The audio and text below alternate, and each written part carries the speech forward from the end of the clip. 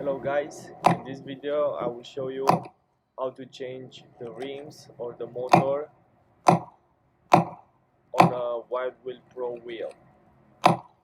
First thing to do is to take out the screws from the side with the cable and then push it hard towards the ground.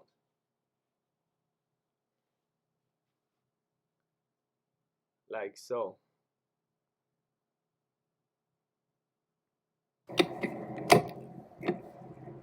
There you go. And now I flip it over, but okay. And I take out the screws from the other side as well.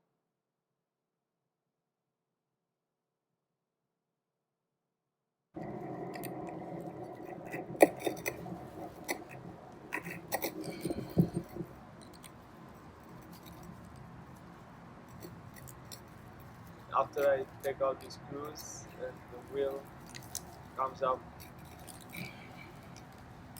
pretty easily.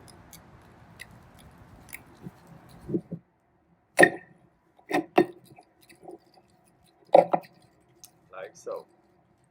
Boom, here you go.